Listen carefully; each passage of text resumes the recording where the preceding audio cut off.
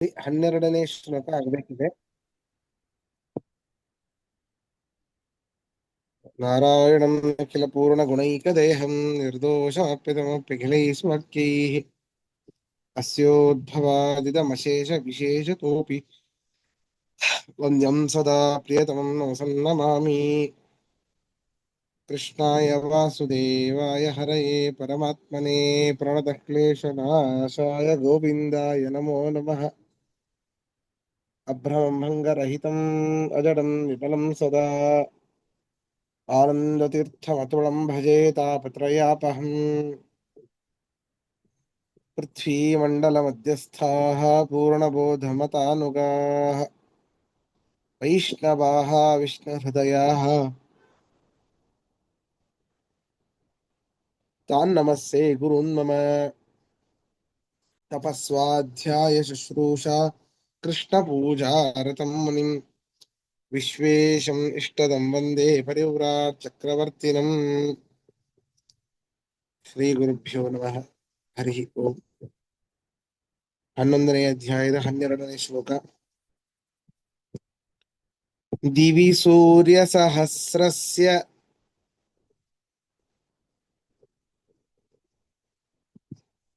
ಭವೇದ್ಯುಗಪದುತ್ಥಿತಾಃ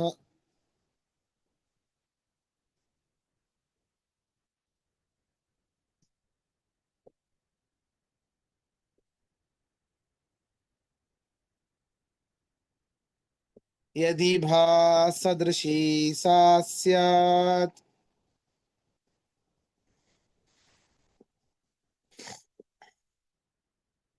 ಭಾಸಸ್ತಸ್ಯ ಮಹಾತ್ಮನಃ.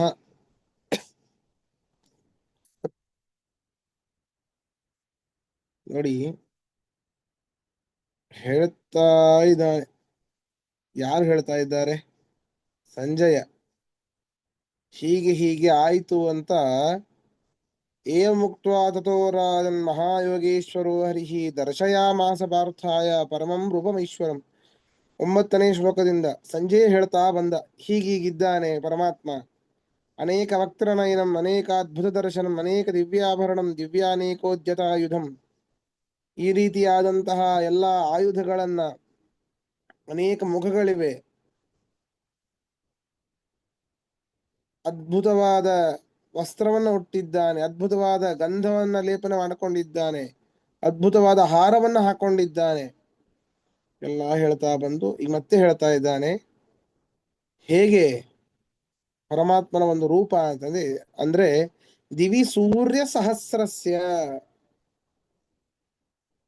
ಸಾವಿರಾರು ಸೂರ್ಯರು ನಮ್ಮ ಆಕಾಶದಲ್ಲಿ ಉದಿತರಾದಾಗ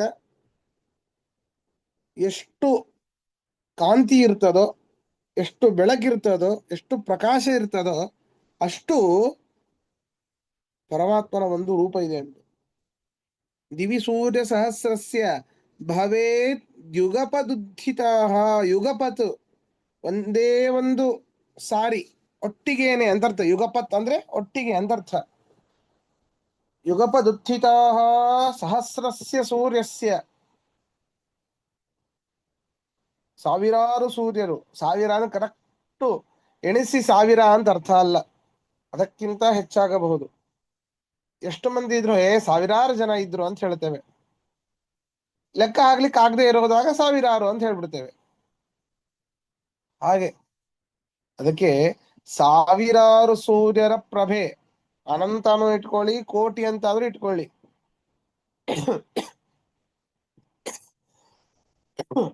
ಹೀಗಿಟ್ಕೊಂಡಾಗ ಪರಮಾತ್ಮನೇ ನಿಜವಾಗ್ಲೂ ಕೂಡ ಕೋಟಿ ಸೂರ್ಯ ಸಮಪ್ರಭ. ಇವ ಅಲ್ಲ, ಗಣಪತಿ ಅಲ್ಲ. ಶ್ಲೋಕವನ್ನ ನೀವು ತಪ್ಪು ಹೇಳಬೇಡಿ, ನಿಮ್ಮ ಮಕ್ಕಳಿಗೋ ಮೊಮ್ಮಕ್ಕಳಿಗೋ ಕೂಡ ತಪ್ಪನ್ನ ಹೇಳಿಕೊಡಬೇಡಿ. ವಕ್ರತುಂಡ ಮಹಾಕಾಯ ಕೋಟಿ ಸೂರ್ಯ ಸಮಪ್ರಭ ಅಲ್ಲ, ಫಾಲಚಂದ್ರ ಸಮಪ್ರಭ. ಫಾಲಚಂದ್ರ, ಪೂರ್ಣಚಂದ್ರನೂ ಅಲ್ಲ, ಅದು ಅರ್ಧಚಂದ್ರನ ಕಾಂತಿ ಉಳ್ಳಂತವನೇ ಅಂತ ಅರ್ಥ. ನಿಜವಾದ ಶ್ಲೋಕ ಅದು ಇರುವಂತದ್ದು. ಫಾಲಚಂದ್ರ ಸಮಪ್ರಭ, ಕೋಟಿ ಸೂರ್ಯ ಸಮಪ್ರಭ ಅದು ಪರಮಾತ್ಮ ಮಾತ್ರ. ಹೀಗೆ ಪರಮಾತ್ಮನ ರೂಪ ಆ ಒಂದು ಅಂತರಿಕ್ಷದಲ್ಲಿ ಕೋಟ್ಯಂತರ ಸೂರ್ಯರು, ಸಾವಿರಾರು ಸೂರ್ಯರು ಒಟ್ಟಿಗೆ ಉದಿತರಾದಾಗ ಅಲ್ಲಿ ಯಾವ ಒಂದು ಕಾಂತಿ ಉತ್ಪತ್ತಿಯಾಗುತ್ತೋ ಅಂತಹ ಕಾಂತಿ ಈ ಮಹಾತ್ಮನದ್ದಿದೆ ಅಂತ ಹೇಳ್ತಾ ಇದ್ದಾರೆ.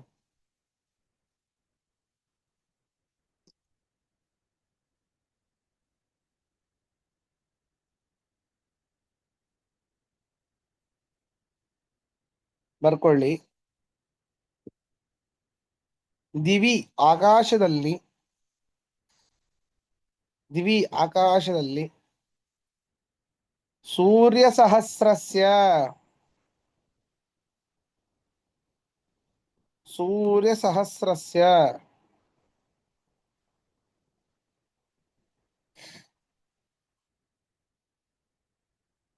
ಅನಂತ ಸೂರ್ಯರ, ಅನಂತ ಸೂರ್ಯ ರಾಶಿಯ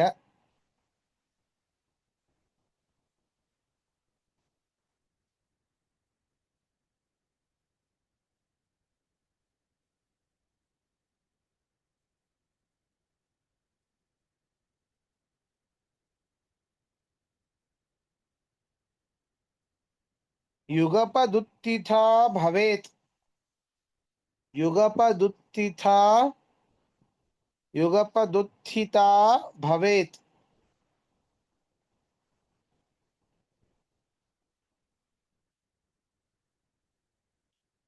ಒಟ್ಟಿಗೆ ಉದಯಿಸಿತು ಎಂದಾದರೆ,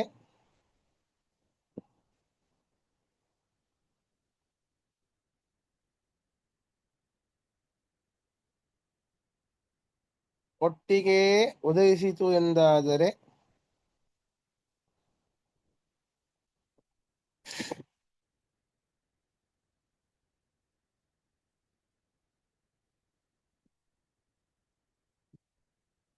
ಯದಿ, ಯಾವಾಗ, ಭಾಹ,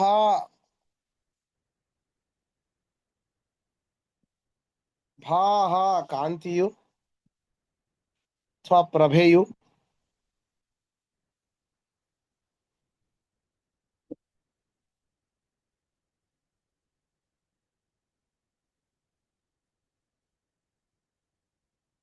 ಪ್ರಭೆಯು ತಸ್ಯ ಮಹಾತ್ಮನಃ,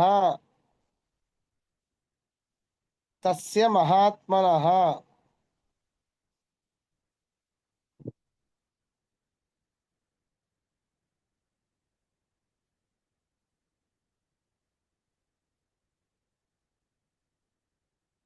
ತಸ್ಯ ಮಹಾತ್ಮನಃ ಆ ಮಹಾತ್ಮನ ವಿಶ್ವರೂಪದ, ಆ ಮಹಾತ್ಮನ ವಿಶ್ವರೂಪದ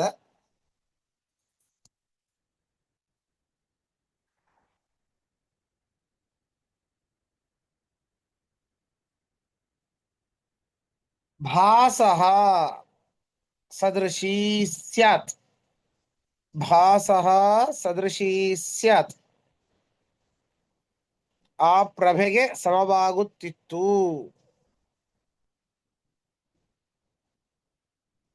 ಆ ಪ್ರಭೆಗೆ ಸದೃಶವಾಗು ಸಮವಾಗುತ್ತಿತ್ತು. ಅರ್ಥಾತ್ ಏನಂತಂದ್ರೆ ಒಂದೇ ಒಂದು ಕಾಲದಲ್ಲಿ ಸಾವಿರಾರು ಸೂರ್ಯರು ಹುಟ್ಟಿದಾಗ ಆ ಒಂದು ಕಾಂತಿ ಏನಿದೆ ಅಂತಹ ಕಾಂತಿ ಈ ಪರಮಾತ್ಮನ ಒಂದು ವಿಶ್ವರೂಪದ ಕಾಂತಿಗೆ ಸಮವಾಗುತ್ತಿತ್ತು ಅಂತ ಇದರ ಅರ್ಥ. ಪ್ರಶ್ನೆ ಇದ್ರೆ ಕೇಳಿ.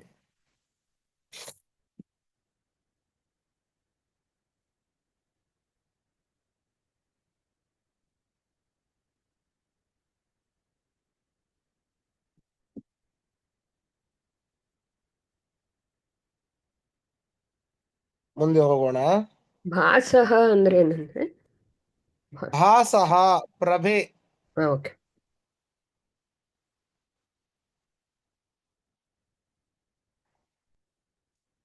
ತತ್ರೈಕಸ್ಥಂ ಜಗತ್ಕೃತ್ಸ್ನಂ ಪ್ರವಿಭಕ್ತಮನೇಕಧಾ अपश्यद्देवदेवस्य ಶರೀರೇ ಪಾಂಡವಸ್ತದ.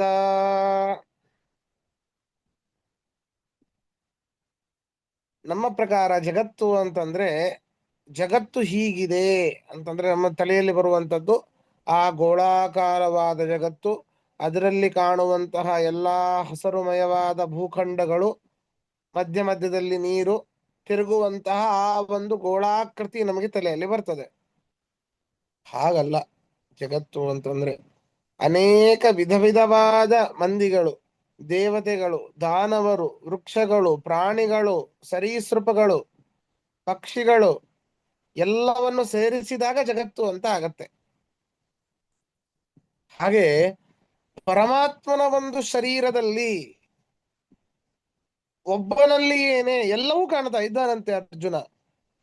ತತ್ರೈಕಸ್ಥಂ ಜಗತ್ಕೃತ್ಸ್ನಂ ಪ್ರವಿಭಕ್ತಂ ಅನೇಕದ. ಪ್ರಕರ್ಷೇಣ ವಿಭಕ್ತಂ ಪ್ರವಿಭಕ್ತಂ, ಎಲ್ಲವೂ ಕೂಡ ಭಿನ್ನ ಭಿನ್ನ ಭಿನ್ನ ಭಿನ್ನವಾಗಿದೆ. ಒಂದೇ ಜಾತಿಯಲ್ಲಿ ಇದ್ದರೂ ಹಸುಗಳು, ಎಲ್ಲವೂ ಹಸುಗಳು ಒಂದೇ ಜಾತಿ. ಹಸುಗಳು ಅಂತ ಇಟ್ಕೊಂಡಾಗ ಒಂದೇ ಜಾತಿ, ಅದರಲ್ಲೂ ಕೂಡ ಅನೇಕ ರೀತಿಯಾದಂತಹ ಹಸುಗಳು, ಕಪ್ಪು ಹಸು, ಕಂದು ಬಣ್ಣದ ಹಸು, ಬಿಳಿ ಹಸು, ಹೀಗೆ ಒಂದೇ ಜಾತಿಯಲ್ಲಿ ಏನೇ ಇಷ್ಟು ವಿಭಾಗಗಳಿವೆ. ಜಗತ್ತು ಅಂತಂದ್ರೆ ಈ ಎಲ್ಲರ ಮಿಶ್ರಣ ರೂಪವಾದದ್ದು ಒಂದು ಜಗತ್ತು. ಈ ಒಂದು ಪರಮಾತ್ಮನ ಶರೀರದಲ್ಲಿ ಆ ವಿಶ್ವರೂಪದಲ್ಲಿ ವಿಶ್ವರೂಪವನ್ನ ಪರಮಾತ್ಮ ತೋರಿಸಿದಾಗ ಅದರಲ್ಲಿ ಆ ಪಾಂಡುಪುತ್ರನಾದ ಅರ್ಜುನ ನೋಡ್ತಾ ಇದ್ದಾನಂತೆ. ಏನನ್ನ? ದೇವತೆಗಳನ್ನ, ದಾನವರನ್ನ, ಮಾನವರನ್ನ ಇತ್ಯಾದಿ ಅನೇಕ ಪ್ರಕಾರಗಳಿಂದ ಕೂಡಿರುವಂತಹ ವಿಧ ವಿಧವಾದ ಬೇರೆ ಬೇರೆಯಾದ ಇಡೀ ಜಗತ್ತನ್ನೇ ಒಂದೇ ಕಡೆ ನೋಡಿದ. ನೋಡ್ರಿ, ಎಲ್ಲಿ ಸಾಧ್ಯ? ನಾವು ಈ ಜಗತ್ತಿನಲ್ಲಿ ಒಂದು ಸಣ್ಣ ಸ್ಥಳದಲ್ಲಿ ಇರ್ತೇವೆ. ಆ ಸ್ಥಳದಲ್ಲಿ ಸುತ್ತಮುತ್ತಲಿನ ವಾತಾವರಣದಲ್ಲಿ ಏನು ನಮಗೆ ಲಭ್ಯವಾಗುತ್ತೋ ಅಂತಹ ಒಂದು ಪ್ರಾಣಿಗಳನ್ನೋ ಪಕ್ಷಿಗಳನ್ನೋ ನಾವು ಕಣ್ಣಿಂದ ಕಾಣುತ್ತೇವೆ. ಒಂದು ಕಡೆ ಕಾಣಲಿಕ್ಕೆ ಸಾಧ್ಯ ಇಲ್ಲ, ನಮಗೆಲ್ಲವನ್ನೂ ಒಂದೇ ಕಡೆ ಕಾಣಲಿಕ್ಕೆ ಸಾಧ್ಯ ಇಲ್ಲ. ಆದರೆ ಪರಮಾತ್ಮನಲ್ಲಿ ಇಡೀ ಜಗತ್ತನ್ನೇ, ದೇವತೆಗಳನ್ನೂ ಹೌದು, ದಾನವರನ್ನೂ ಹೌದು, ಮಾನವರನ್ನೂ ಹೌದು, ಎಲ್ಲಾ ಪ್ರಕಾರಗಳಿಂದ ಬೇರೆ ಬೇರೆಯಾಗಿ ಇರುವಂತಹ ಅನೇಕ ರೀತಿಯಾದ ಈ ಒಂದು ಜಗತ್ತನ್ನ ಪರಮಾತ್ಮನಲ್ಲಿಯೇ ಒಂದೇ ಕಡೆ ನೋಡಿದ. ಇದರ ಅರ್ಥ. ಅದಕ್ಕೆ ಹೇಳೋದು, ಪರಮಾತ್ಮನನ್ನ ಒಬ್ಬನನ್ನ ನಮ್ಮ ಯೋಗ್ಯತೆಗೆ ಅನುಸಾರವಾಗಿ ನಾವು ಏನಾದ್ರೂ ತಿಳಿದ್ರೆ ಇನ್ಯಾವುದೂ ಕೂಡ ಉಳಿದೇ ಇಲ್ಲ ತಿಳಿಯುವಂತಹ ವಸ್ತು. ಯಾಕೆ? ಎಲ್ಲವೂ ಅವನಲ್ಲಿಯೇ ಇದೆ. ಆದ್ದರಿಂದ ನಮ್ಮ ಯೋಗ್ಯತೆಗೆ ಅನುಸಾರವಾಗಿ ಪರಮಾತ್ಮನನ್ನ ಯಥಾಶಕ್ತಿಯಾದರೂ ತಿಳಿದ್ರೆ, ಈ ಜನ್ಮದಲ್ಲಿ ಬಿಡಿ, ಪ್ರಯತ್ನ ಮಾಡೋಣ, ಮುಂದಿನ ಜನ್ಮದಲ್ಲಿ ಇನ್ನೊಂದು ಅನಂತ ಜನ್ಮಗಳಾಗಲಿ ತೊಂದರೆ ಇಲ್ಲ, ಪರಮಾತ್ಮನ ತಿಳಿಯಬೇಕು ಎನ್ನುವಂತಹ ವಿಶೇಷ ಆ ಒಂದು ಚಿಂತನೆ ಬರಬೇಕು. ಮೊಟ್ಟ ಮೊದಲಿಗೆ ನಾವು ನಮ್ಮನ್ನ ಅರಿಯಬೇಕು. ಜೀವಾತ್ಮನ ಜ್ಞಾನ ಬಂದ ನಂತರವೇನೇ ಪರಮಾತ್ಮನ ಜ್ಞಾನ.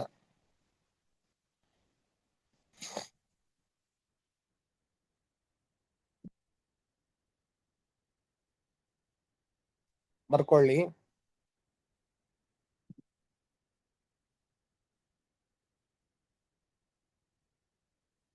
ತತ್ರೈಕಸ್ಥಂ,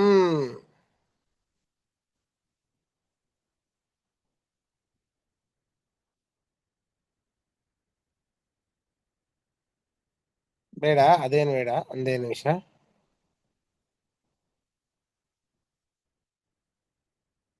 ದೇವದೇವಸ್ಯ, ದೇವದೇವಸ್ಯ, ದೇವದೇವನ, ದೇವಾಧಿದೇವನ, ದೇವದೇವಸ್ಯ, ದೇವಾಧಿದೇವನ ಶರೀರೇ,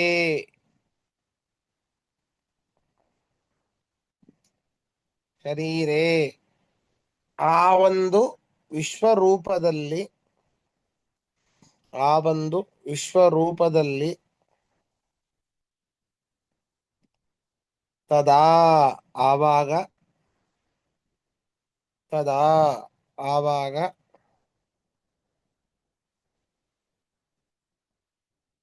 ಪಾಂಡವ ಪಾಂಡುಪುತ್ರನು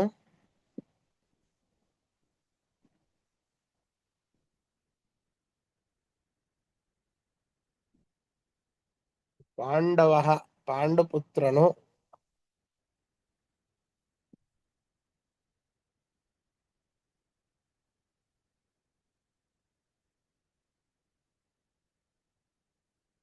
ಜಗತ್ ಕೃತ್ಸ್ನಂ ಕೃತ್ಸ್ನಂ ಜಗತ್ ಅಂತ ಬರ್ಕೊಳ್ಳಿ.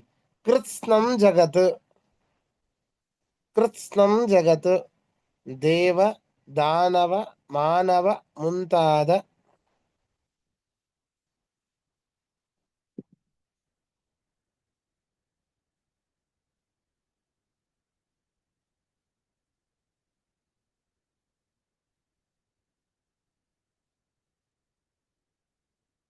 ಪ್ರವಿಭಕ್ತಂ ಅನೇಕ ಪ್ರಕಾರಗಳಿಂದ ಅನೇಕಧಾ ಅನೇಕಧಾ ಪ್ರವಿಭಕ್ತಂ ಅಂತ ಬರ್ಕೊಳ್ಳಿ, ಕ್ಷಮಿಸಿ. ಅನೇಕಧಾ ಪ್ರವಿಭಕ್ತಂ ಅನೇಕ ಪ್ರಕಾರಗಳಿಂದ ಭಿನ್ನ ಭಿನ್ನವಾಗಿರುವ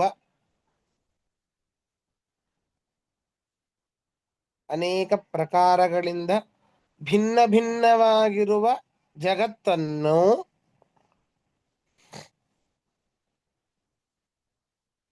ಜಗತ್ತನ್ನು ತತ್ರೈಕಸ್ಥಂ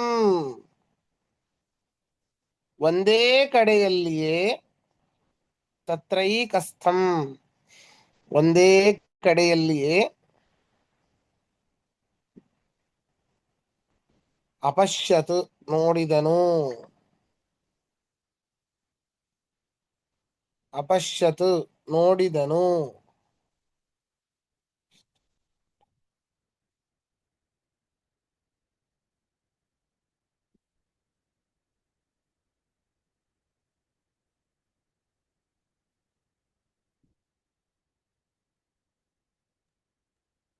ಶರೀರ ಎಂಬುದು ಎಲ್ಲಿ ಬಂತು? ಫಸ್ಟಿಗೆ ಅಲ್ಲೇ ಹೇಳಿದ್ನಲ್ಲ, ವಿಶ್ವರೂಪ ದೇವದೇವಸ್ಯ ವಿಶ್ವರೂಪ ಶರೀರೆ. ಹಾ, ಸರಿ ಸರಿ. ಆಚಾರ್ಯ ಕೃಷ್ಣಂ ಅಂತಂದ್ರೆ ಜಗತ್ ಕೃಷ್ಣಂ ಕೃಷ್ಣಂ ಹೌದು, ಕೃಷ್ಣಂ ಜಗತ್ ಸಂಪೂರ್ಣ ಅಂತ. ಕೃಷ್ಣ ಅಂದ್ರೆ ಸಂಪೂರ್ಣ ಅಂತ ಅರ್ಥ. ಕೃಷ್ಣ ಅಂದ್ರೆ ಸಂಪೂರ್ಣ. ಆಯ್ತಾಯ್ತು ಆಯ್ತು ಆಚಾರ್ಯ ಆಯ್ತು.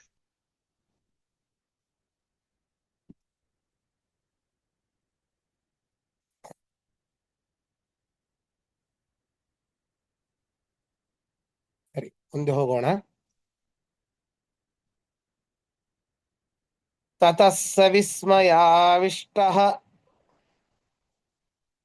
ಹೃಷ್ಟರೋ ಮಾ ಧನಂಜಯಃ ಪ್ರಣಮ್ಯ ಶಿರಸಾ ದೇವಂ ಕೃತಾಂಜಲಿರಭಾಷತ. ಗಾಬರಿಯಾಗಿ ಹೋದ ಅವನು. ಇಷ್ಟು ದಿನ ನನಗೇ ಗೊತ್ತು, ನಾನು ಮಹಾಪರಾಕ್ರಮಿ ಎನ್ನುವಂತಹ ಅಹಂಕಾರದಲ್ಲಿಯೂ ಇದ್ದ. ಸ್ವಲ್ಪ ಅಹಂಕಾರ ಪಟ್ಟವನು ಅವನೇ.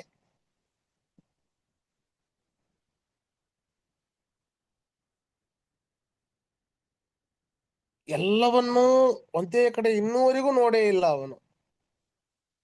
ಇವಾಗೇನೋ ಬಿಡಿ, ಎಲ್ಲವನ್ನು ನಾವು ಒಂದೇ ಕಡೆ ನೋಡ್ಬಿಡ್ತೇವೆ ಟಿವಿಯಲ್ಲಿ, ಹೌದಾ? ಆದ್ರೆ ವಿಚಾರ ಮಾಡಿ, ಎಲ್ಲವನ್ನೂ ಎಲ್ಲಾ ಚಾನಲ್ ಅಲ್ಲಿ ಬರುವಂತಹ ಅನೇಕ ರೀತಿಯಾದ ಪ್ರಾಣಿಗಳನ್ನೋ ವಸ್ತುಗಳನ್ನೋ ಮನುಷ್ಯರನ್ನೋ ದೇವತೆಗಳನ್ನೋ ಒಟ್ಟಿಗೆ ಅಂತ ನೋಡ್ಲಿಕ್ಕೆ ಸಾಧ್ಯ ಇಲ್ಲ. ಆ ಚಾನಲ್ ಹಚ್ಚಿದಾಗ ನೋಡ್ಬೋದು, ಈ ಚಾನಲ್ ಹಚ್ಚಿದಾಗ ಇದನ್ನ ನೋಡ್ಬೋದು. ಡಿಸ್ಕವರಿನೋ ನ್ಯಾಷನಲ್ ಜಿಯೋಗ್ರಫಿನ ಹಚ್ಚಿದಾಗ ಪ್ರಾಣಿಗಳನ್ನು ನೋಡ್ಬೋದು. ಎಲ್ಲವನ್ನೂ ಒಟ್ಟಿಗೆ ಒಂದೇ ಅಟ್ ಅ ಟೈಮ್ ನೋಡ್ಲಿಕ್ಕೆ ಹೆಂಗ್ ಸಾಧ್ಯ? ನೋಡಿದ್ರು ಯಾವ್ದು ಕಡೆ ನಾವು ಲಕ್ಷ್ಯ ಹೋಗ್ಬೇಕು, ಲಕ್ಷ್ಯ ಕೊಡ್ಬೇಕು ಗೊತ್ತಾಗೋದಿಲ್ಲ. ಪರಮಾತ್ಮನ ರೂಪ ಹಾಗಿದೆ, ಎಲ್ಲವನ್ನೂ ಒಂದೇ ಕಡೆ ತೋರಿಸ್ತಾ ಇದ್ದಾನೆ. ದೇವತೆಗಳನ್ನ, ದಾನವರನ್ನ, ವೃಕ್ಷಗಳನ್ನ, ಪ್ರಾಣಿಗಳನ್ನ, ಪಕ್ಷಿಗಳನ್ನ, ಸರೀಸೃಪಗಳನ್ನ, ಸಣ್ಣ ಸಣ್ಣ ಜಂತುಗಳನ್ನೂ ಕೂಡ ತನ್ನ ಒಂದೇ ಶರೀರದಲ್ಲಿ ಅಟ್ ಅ ಟೈಮ್ ತೋರಿಸ್ತಾ ಇದ್ದಾನೆ. ರೋಮಾಂಚಿತನಾದ ಅರ್ಜುನ ಆಶ್ಚರ್ಯಗೊಂಡ. ರೋಮಕೂಪಗಳೆಲ್ಲ ಶಡದು ನಿಂದುವಂತೆ. ಗೂಸ್ ಬಂಬ್ಸ್ ಬಂದು ಹೋಯ್ತು ಅವನಿಗೆ. ಏನ್ ಮಾಡಬೇಕು, ಬೇರೆ ದಾರಿನೇ ಇಲ್ಲ. ಸಾಷ್ಟಾಂಗ ನಮಸ್ಕಾರ ಹಾಕಿಬಿಟ್ಟ. ಹಾಕಿ ಎದ್ದು ನಿಂತು ಮತ್ತೆ ಕೈ ಮುಗಿದ. ಪ್ರಣಮ್ಯ ಶಿರಸಾ ದೇವಂ, ತಲೆಯನ್ನ ಬಗ್ಗಿಸಿ ನಮಸ್ಕಾರ ಮಾಡಿದ. ಮತ್ತೆ ಕೈಯನ್ನ ಮುಗಿದು ಮಾತಾಡಿದ. ಅಭಾಷತ, ನನಗೇನೂ ಗೊತ್ತಾಗ್ತಾ ಇಲ್ಲ ಅಂತ ಹೇಳಿ ಶುರು ಮಾಡ್ತಾನೆ. ಹೌದು ಕೃಷ್ಣ, ಏನೇನ್ ತೋರಿಸ್ತಾ ಇದೀಯಪ್ಪ, ಎಂಥೆಂಥವರನ್ನು ತೋರಿಸ್ತಾ ಇದೀಯಾ, ಎಷ್ಟು ಜನರನ್ನು ತೋರಿಸ್ತಾ ಇದ್ದೀಯಾ, ಸ್ವಲ್ಪ ಡೀಟೇಲ್ ಆಗಿ ಹೇಳ್ತಾನೆ. ಇಲ್ಲಿ ಬರೀ ಕ್ರಿಸ್ತಂ ಜಗತ್ ಅಂತ ಹೇಳ್ಬಿಟ್ರೆ ಹಿಂದಿನ ಶ್ಲೋಕ ತತ್ರೈಕಸ್ತಂ ಜಗತ್ ಕ್ರಿಸ್ತಂ, ಇಡೀ ಜಗತ್ತನ್ನೇ, ದೇವದಾನವ ಮಾನವ ಮೊದಲಾದ ಇಡೀ ಅನೇಕ ಪ್ರಕಾರ ಜಗತ್ತನ್ನೇ ನಾನು ನೋಡಿದೆ, ತೋರಿಸಿದ ಕೃಷ್ಣ ಅಂತ ಹೇಳಿ ಸಂಜಯ ಯಾರಿಗೆ ಹೇಳ್ತಾ ಇದ್ದಾನೆ? ಧೃತರಾಷ್ಟ್ರನಿಗೆ ಹೇಳ್ತಾ ಇದ್ದಾನೆ. ಇದೆಲ್ಲ ಸಂಜಯನ ಮಾತಿವೆಲ್ಲ. ಅರ್ಜುನ ಏನು ಮಾತಾಡ್ದಾತು ಮುಂದಿನ ಶ್ಲೋಕದಲ್ಲಿ. ವಿಸ್ಮಯಾವಿಷ್ಟ, ಆಶ್ಚರ್ಯಗೊಂಡವನಾಗಿ, ಹೃಷ್ಟರೋಮ, ರೋಮಾಂಚಿತನಾದ. ಎಲ್ಲ ರೋಮಗಳೂ ಕೂಡ, ನಮ್ಮ ತಲೆಯ ಮೇಲೆ ಇರುವಂಥದ್ದು ಕೇಶಗಳು, ನಮ್ಮ ಮೈ ಮೇಲೆ ಇರುವಂಥದ್ದು ರೋಮಗಳು, ಸರಿನಾ? ನಮ್ಮ ಕೈ ಮೇಲೆ, ಬಾಹುವಿನ ಮೇಲೆ, ಕಾಲ ಮೇಲೆ, ಉಳಿದ ಎಲ್ಲಾ ಭಾಗದಲ್ಲಿರುವಂತಹ ರೋಮಗಳವೆಲ್ಲ, ಎಲ್ಲಾ ರೋಮಗಳು ಕೂಡ ಶಡದು ನಿಂತಂತೆ. ಅಷ್ಟು ರೋಮಾಂಚಿತನಾದ. ಗಾಬರಿ ಆದಾಗ ಹೆಂಗ್ ಒಮ್ಮೆಲಿಗೆ ಆಗ್ಬಿಡುತ್ತು ನೋಡಿ, ಮೈ ತುಂಬಾ ಸಣ್ಣ ಸಣ್ಣ ಚುಕ್ಕೆಗಳು, ಗುಗ್ರಿ ಅಂತ ಬರ್ತಾವೆಲ್ಲ, ಹಾಗೆ ಬಂದಂಗೆ ಆಗಿಬಿಟ್ಟ ಅವನು. ತಿಳ್ಕೊಳ್ಳಿ. ತತಃ, ಅನಂತರ, ಸಹ ಧನಂಜಯ, ಸಹ ಧನಂಜಯ, ಆ ಧನಂಜಯನು,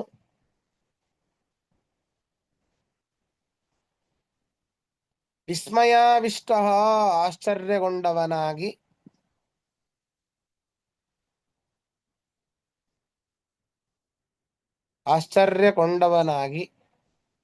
ಹೃಷ್ಟರೋಮ, ರೋಮಾಂಚಿತನಾದನು.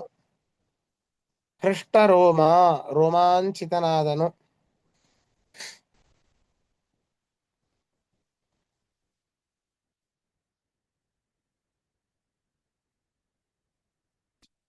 ದೇವಂ, ದೇವಾಧಿದೇವನಾದ ಕೃಷ್ಣನನ್ನು,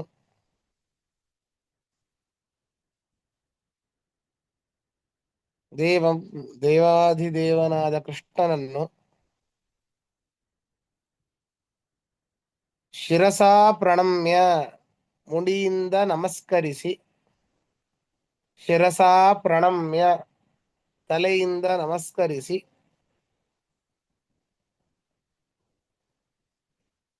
ಕೃತಾಂಜಲಿ, ಅಂಜಲಿಬದ್ಧನಾಗಿ, ಅಂದ್ರೆ ಎರಡೂ ಕೈಗಳನ್ನ ಕೂಡಿಸಿ ಅಂತ ಅರ್ಥ, ನಮಸ್ಕಾರ ಮಾಡುವಂತ ಭಂಗಿ. ಕೃತಾಂಜಲಿ, ಅಂಜಲಿಬದ್ಧನಾಗಿ, ಅಭಾಷತ, ಮಾತನಾಡಿದನು. ಅಭಾಷತ, ಮಾತನಾಡಿದನು. ಪ್ರಶ್ನೆ ಇದ್ರೆ ಕೇಳಿ.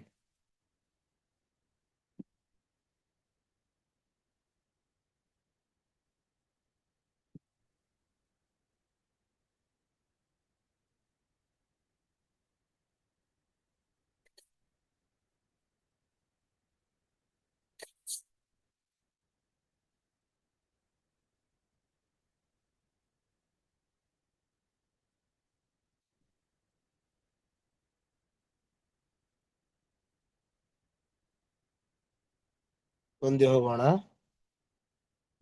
ಅರ್ಜುನ ಉವಾಚ, ಪಶ್ಯಾಮಿ ದೇವಾಂಸ್ತವ ದೇವದೇಹೇ, ಸರ್ವಾಂಸ್ತಥಾ ಭೂತ ವಿಶೇಷ ಸಂಘಾನ್ ಬ್ರಹ್ಮಾಣಮೀಶಂ ಕಮಲಾಸನಸ್ಥಂ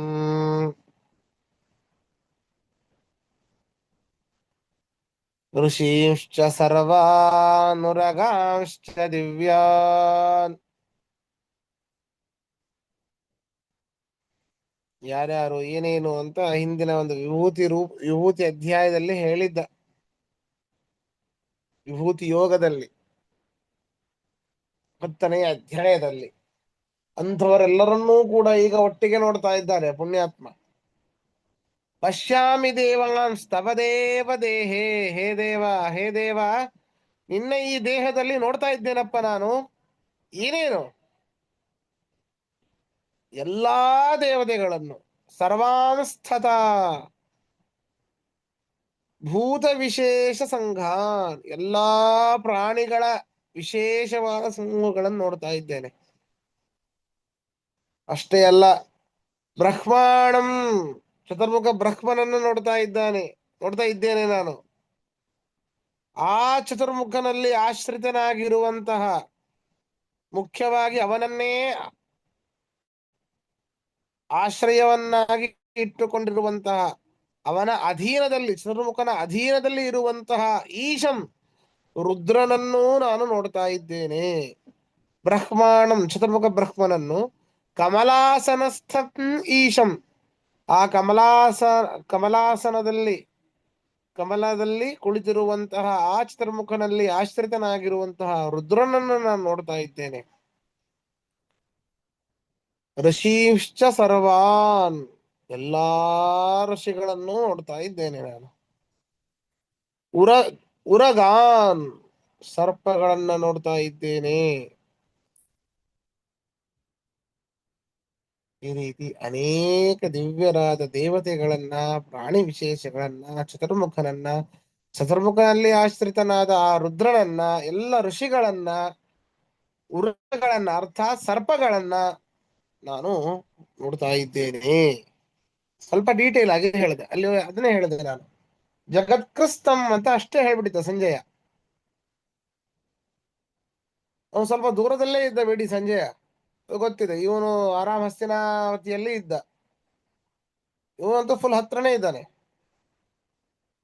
ಸಂಪೂರ್ಣವಾಗಿ ನೋಡ್ದ. ಈಗ ಅದಕ್ಕೆ ಡೀಟೇಲ್ ಆಗಿ ಹೇಳ್ತಾ ಇದ್ದಾನೆ ಅರ್ಜುನ, ಇಂತಿಂತವರನ್ನ ನೋಡ್ದೆ. ಅಲ್ಲಿ ಸ್ವಲ್ಪ ದೂರದಿಂದ ನೋಡ್ರೆ ಅಲ್ಲಿ ಏನೋ ಒಂದ್ ಇದೆಯಪ್ಪ, ಏನೋ ಒಂದ್ ಇಷ್ಟು ಜನ ಇರಬಹುದು ಅಂತ ಹೇಳ್ಬೋದು. ಅಲ್ಲಿ ಹತ್ರ ಹೋದ್ರೆ ಇಂತಿಂತವರು ಇಂತಿಂತ ಬಣ್ಣದ ಬಟ್ಟೆಗಳನ್ನ ಧರಿಸಿದ್ದಾರೆ ಅಂತ ಹೇಳ್ಬೋದು, ಸ್ಪಷ್ಟವಾಗಿ ಹೇಳ್ಬೋದು. ಹಂಗೆ ಸಂಜಯ ದೂರ ಇದ್ದ, ದಿವ್ಯ ದೃಷ್ಟಿದವನು ನೋಡ್ತಾ ಇದ್ದ. ದೂರ ಇರೋದ್ರಿಂದಾಗಿ ಅವನಿಗೆ ಕಾಣಿಸ್ತಾ ಇತ್ತು ಏನೋ ಒಂದು ಇಷ್ಟು ಎಲ್ಲಾ ಜಗತ್ತಿನ ಸಮೂಹ ಇದೆ ಅಂತ ಹೇಳ್ದ ಅವನು. ಅರ್ಜುನ ಮುಂದೆ ಇದ್ದಾನೆ, ಸ್ಪಷ್ಟವಾಗಿ ಕಾಣಿಸ್ತಾ ಇದೆ. ನೋಡಿ ಎಷ್ಟು ಅದ್ಭುತವಾಗಿ ಹೇಳ್ತಾ ಇದ್ದಾನ ಅವನು. ಇಂತಹ ಪ್ರಾಣಿ ವಿಶೇಷಗಳನ್ನ, ಚತುರ್ಮುಖನಲ್ಲಿ ಆಶ್ರಿತನಾದ ರುದ್ರನನ್ನೂ ನಾನು ನೋಡ್ತಾ ಇದ್ದೇನೆ. ಎಲ್ಲ ಋಷಿಗಳನ್ನ, ಸರ್ಪಗಳನ್ನ ನಾನು ನೋಡ್ತಾ ಇದ್ದೇನೆ ಎಂಬುದಾಗಿ ಹೇಳ್ತಾ ಇದ್ದಾನೆ. ಇದರ ಅರ್ಥವನ್ನ ನಾಳಿನ ಪಾಠದಲ್ಲಿ ನೋಡೋಣ. ಶ್ರೀಕೃಷ್ಣ ಅರ್ಪಣಮಸ್ತು ಅಂತ